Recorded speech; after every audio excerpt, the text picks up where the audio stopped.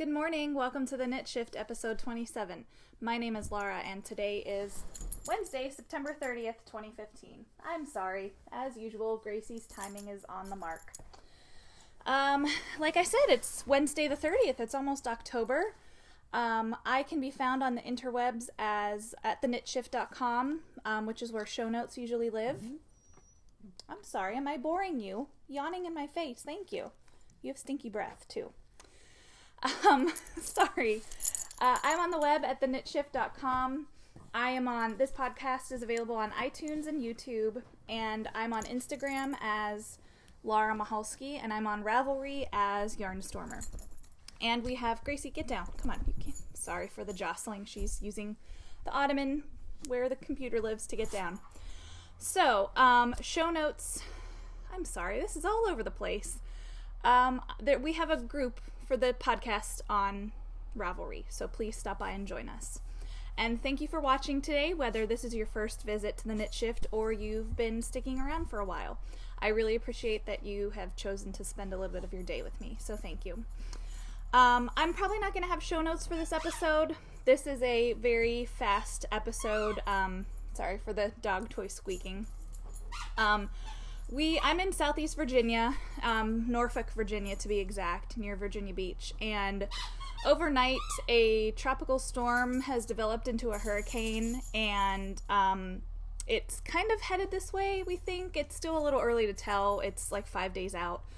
But I work in a news organization, and if you're new here, the Knit Shift is because I work the night shift. And I recently took on a new job at my news organization where I do a lot of planning and looking ahead, and planning for a hurricane is directly under my forte, directly under my umbrella of duties, as it were. So I'm a little distracted. I'm working even though I'm not at the office right now, so I thought I'd take a few minutes and record a quick episode for you guys because the next few days are probably going to get a little crazy. So fingers crossed, if we are hit with a hurricane, it's not too bad. Right now it's forecast to come over my weekend, but I have a feeling I'll have to work on my weekend, odds are. So we'll see. But yeah, so I wanted to record a little bit early and share with you an FO, which I am wearing. If you follow me on Instagram, you have seen this sweater already, but this is my finished Mama Vertebrae. This is a paid-for pattern. I believe it's $4, and it's by Kelly Brooker. It comes in many sizes, and it's written for fingering weight, sport weight, all the way up through heavy worsted weight. There's many options for you. I knit mine out of a worsted weight yarn. This is Stonehenge Fiber Mills Shepherd's Worsted, and I used 4.5 skeins, which is like about 1,150 yards. So I have, is it here? I have a skein and a half left over, and I'm hoping I can make them into mittens, so we'll see. It's a really pretty sweatshirt gray color. It's slightly heathered, as you can see. It's not superwash, I don't think. Let me look here. I do have the tag here. Yeah, it's hand wash. So, it is just 100% wool, not superwash. It's really quite soft, and I knit this. This is a frontless cardigan, basically just meant to cover your back. I did modify it to do some extra. It's one piece, top down, raglan style. I added some stitches to the front section so that it didn't just really hit my armpits. I wanted just to come over a little bit around the side of the chest, and I'm pretty happy with it. I did seed stitch. As you can see, I did seed stitch for the border. I'm really pleased with it. That's what the bottom edge is too. And I made the cuffs, before I take it off, I made the cuffs really long, and they grew a little bit in blocking, which I'm kind of glad for because I'd rather have sleeves that are a little bit too long. So, and I kind of like how it looks rolled up. So I'm really pleased with this. This is probably gonna come to my office and live on my chair eventually because you know how offices get cold. So I'm not going to wear it right now because I really don't need it right now. It's very warm. I would love to knit myself a fingering weight cardigan or a sport weight cardigan to have a very thin, warm sweater and not have one that's so heavy, but I just don't know if I have the intestinal fortitude, basically, to knit a sweater on such small needles to fit my body. We'll see. So that's my one FO to share with you guys. I am still working on my my Zauberball socks that I've showed you recently. I will go ahead and show you those now. I don't know, I didn't show these to you last week. I think I was on the heel of the second sock, and right now I'm on the ribbing of the second sock, so I'm almost there. This is a little sweet perfume stitch marker from a homespun house, her Etsy shop.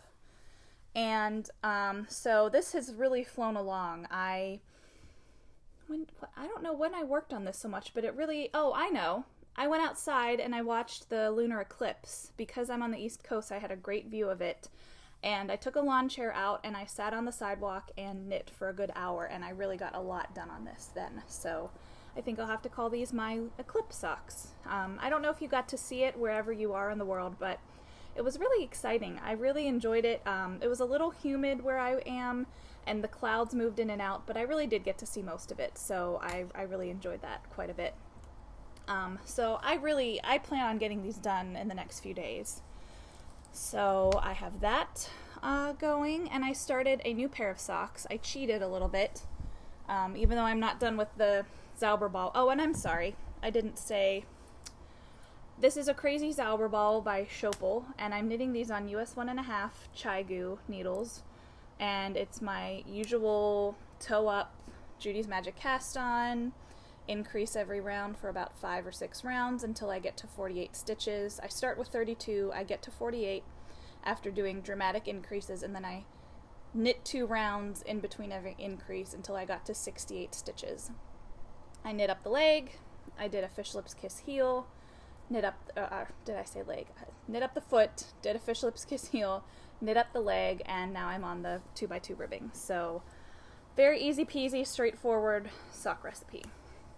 But once I finished the sweater, I was itching to cast on something new. So I picked up a skein of yarn that I've had my eye on for a while, thinking that these would be really nice, a nice colorway for the fall. And I'm knitting these out of Miss Bab's Yummy 2-ply in the colorway Perfectly Reckless. Ooh, that color looks good right there. It's a 2-ply merino 400-yard skein. So there's no nylon, which to me is not the best for socks, but I love this yarn so much that I just really wanted to turn it into a pair of socks. So because there's no nylon in it and it will probably wear more easily, I ended up having to go down a needle size for the socks. I did a Periscope Sunday night, and I'm on Periscope as the Knit Shift, so please add me on there if you're Periscoping. I did my first Periscope Sunday night, and it went well. It was very brief. It took a couple tries because I didn't turn off the location at first, so I got a lot of random creepers coming in, which I wasn't really fond of. I'd rather it just be wee knitter types. But I had cast these on a US 1.5, and it was just, the gauge was too loose. I just knew they were not going to wear well, so I ripped them out and I recast them on a size 1, which I believe is a 2mm. Let me look here. 2.25 millimeter. So I am much preferring the gauge I get right now, and as you can see, I'm knitting these 2 at a time, magic loop. I barely have anything started. I'm not even done with the toe. Not even halfway done with the toe, probably. So this gauge is really, really nice. It's squishy. And I'll hold up the cake again so you can see it, but there's hot pinks and this lovely gold colorway, greeny gold and forest green, and there's some navy in there, burgundy, dark brown. And this, I'm sorry, I don't think I mentioned the colorway. This is Perfectly Reckless from Miss Babs. So really gorgeous yarn. I'm very excited to pick these up. I'm trying not to knit on them until I finish this guy, but it's hard. It's hard not to knit the pretty, you know? So let me check my phone to make sure I didn't miss any notes on what I wanted to tell you guys. I have other projects going, but in the interest of time, I haven't knit on them a whole lot, and I'd rather wait until I have some progress. Plus, I'm trying to keep this week's episode short. So, what else? Oh, I know. I may or may not be going to the Fall Fiber Festival in Orange, Virginia on Sunday.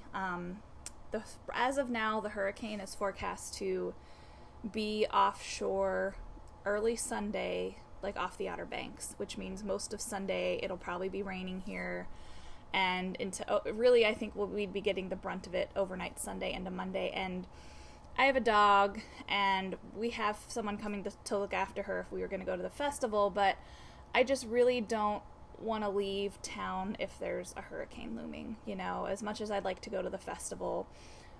So I'm bummed about that. I really would like to go, but I think in the interest of safety and sanity, it's probably better if I stay here. Plus, I might be called into duty to work anyway, so it's a moot point.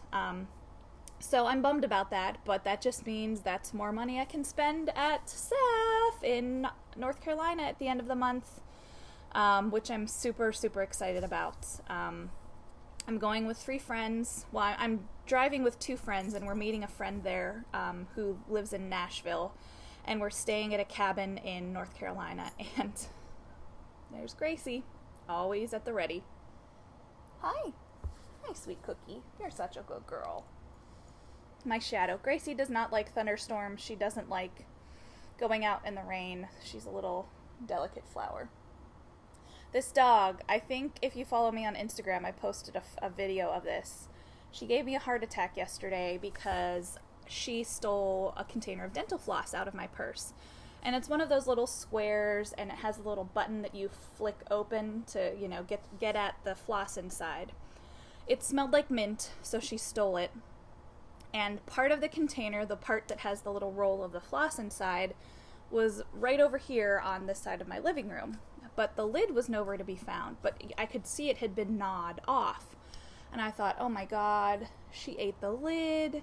This is gonna hurt her. I've had a dog that has eaten stuff before, and it has not been good, so, and Gracie will eat anything. She'll eat anything she finds out on a walk. So I thought she clearly ate this lid. She's gonna get sick. So I couldn't find the lid anywhere. I searched the house, so I thought she clearly ate it. So I take her for a WALK. I can't say it or she'll be excited. I took her for that, and she did her business, and I had to make sure it wasn't in there. Sorry to be a little gross, but it wasn't. And I come back upstairs, and I sit right where I'm sitting in my podcast chair, and right over here on the other side of my ottoman, I see the lid, which is a little bit chewed up, but not very much. So all of my stress was for nothing. So I made a video of me yelling at her and saying, "What did you do? Bad girl." And she just wags the entire time because she does not know. She doesn't know, I wasn't mean enough, I guess. Look at her. She's being so cute. Hi, Grace. Hi, Gracie. Yeah, you're a stinker. Anyway. So, I think that's it for me today because I'm juggling a lot of stuff. Again, I'm sorry it was a bit of a short episode. I am certainly thinking about doing another Periscope sometime, and I'm really enjoying the people I follow on Periscope who do it regularly. I try and catch it when I can. And I even caught one of someone who did a drop spindling lesson, and I finally picked up my drop spindle a couple days ago and practiced a little bit, and I haven't practiced in a long time, and it got me really excited about it. So I'm hoping I can do a little bit more of that this month. So anyway, enough rambling from me. Thank you for stopping by, and thanks for everything on the Ravelry boards, and I will see you guys next week if I'm not blown away in a hurricane.